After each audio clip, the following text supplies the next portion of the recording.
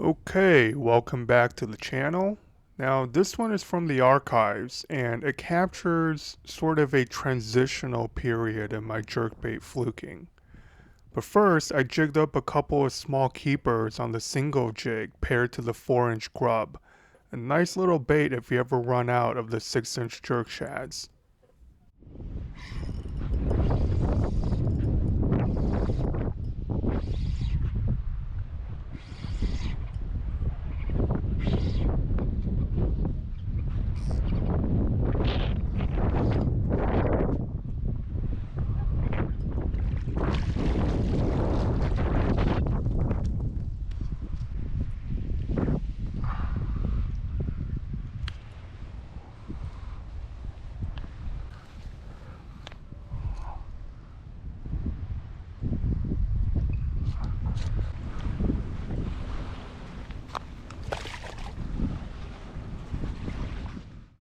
So here I'm using the Daiwa Labrax 9-foot medium light paired to the Stella FK 3000 MHG. Not a combo I take out much anymore. Much prefer the 7.6 Steves and Vanquish combo these days.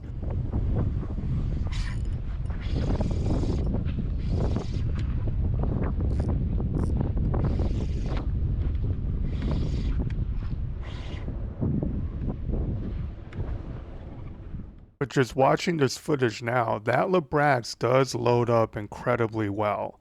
And if you like a longer rod for single jigging, I still recommend it after all these years. Pretty sure Daiwa is going to refresh that model in the next year or two, but one never knows. I'm still waiting for the Steve's refresh, and I'm getting kind of bored of that rod, so we'll find out shortly.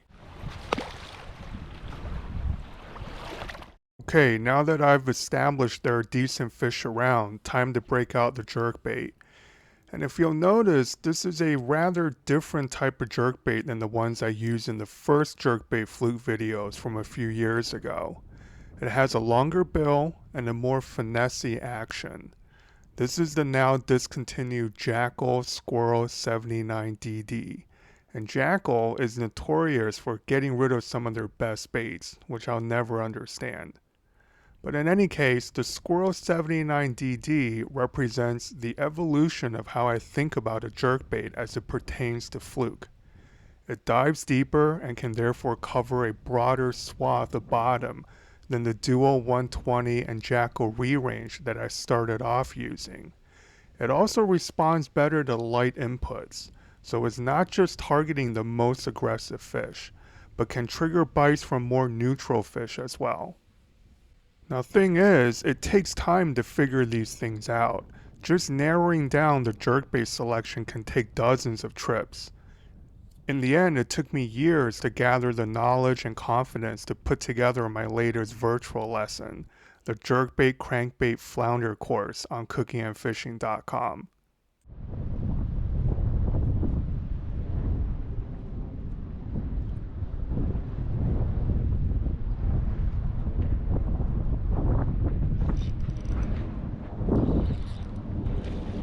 What the fuck? Give up the jump.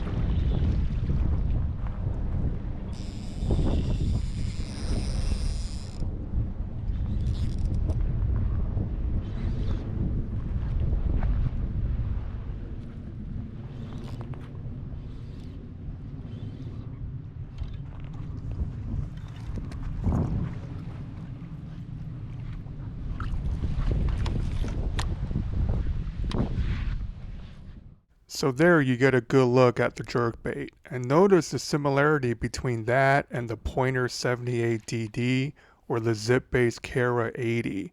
Shorter, medium diving jerkbaits with 2 hook hangers that I tune to a slow to moderate float rate.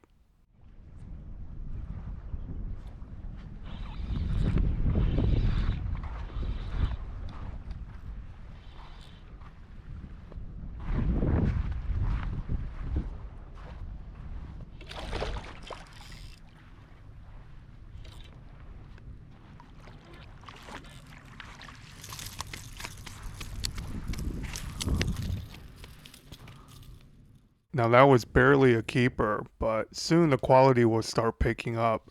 I wasn't keeping any fish that trip, and I think I ended up releasing at least a triple limit of keepers, if not more.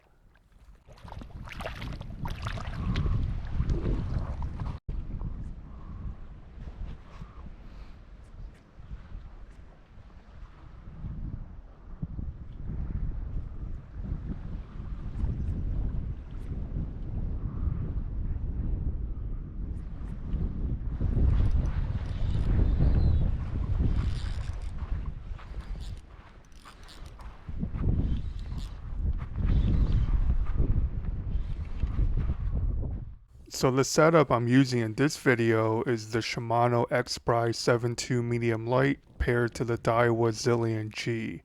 Again, something I started moving away from over the last couple of seasons.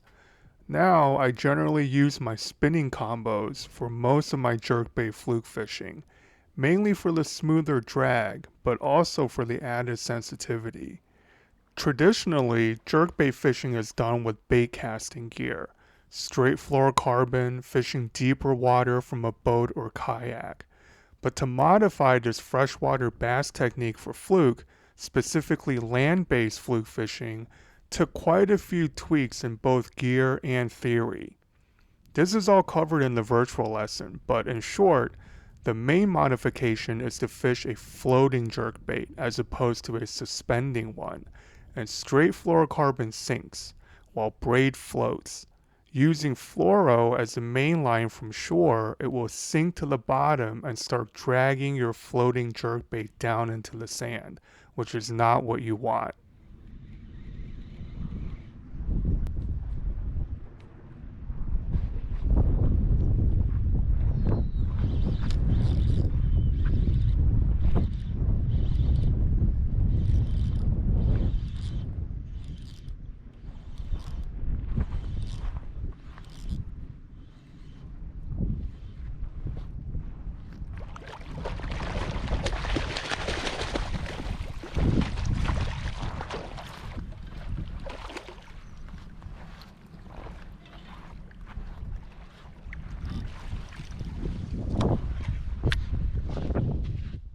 Alright, definitely a nicer keeper, and we're going to see a few more of those in this trip.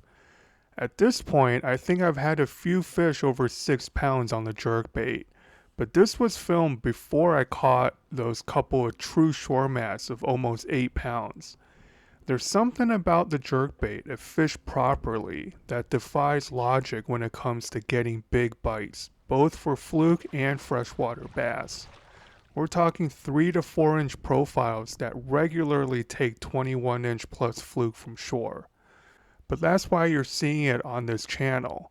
I'm not that interested in techniques that just catch fish. It has to have some potential at landing you a fish of a lifetime. Otherwise, I'm not going to spend that much time exploring it. Now here, pay attention. You'll see a fluke follow my jerkbait all the way in and take a swipe at it. Not the most aggressive fish that day, as you can see.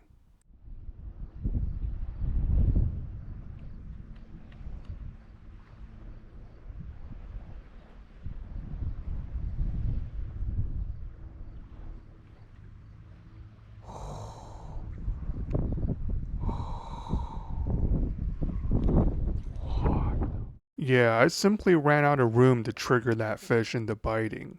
And here it's important to keep in mind that only a fraction of the fish that sees your bait, whatever it is you're using, will actually commit to it. Now, your job as an angler is to figure out the most optimal presentation for the conditions you're fishing that day. Okay, I'm going to let the rest of the footage run and jump in near the end to wrap things up. Enjoy the action. Hopefully it gets you fired up for the upcoming fluke season. We're just a few weeks away and I'm more than ready for some flatfish again.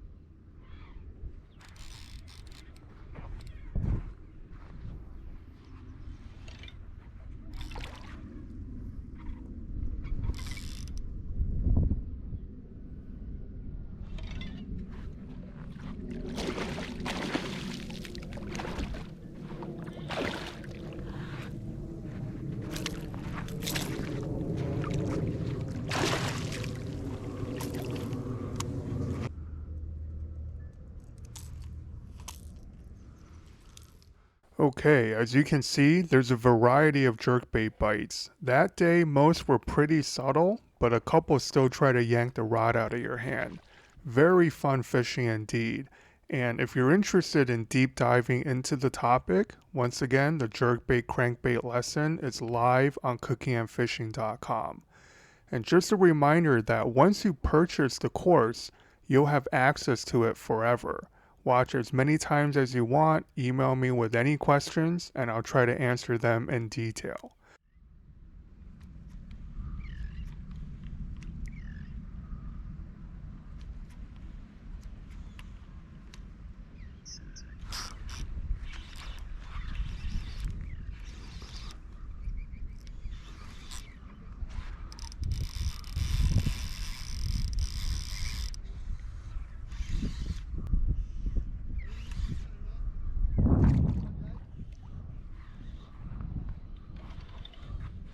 Okay, fluke season is around the corner. Make sure you have all the gear you need before the tariffs kick in. Tight lines, and I'll catch you on the next one.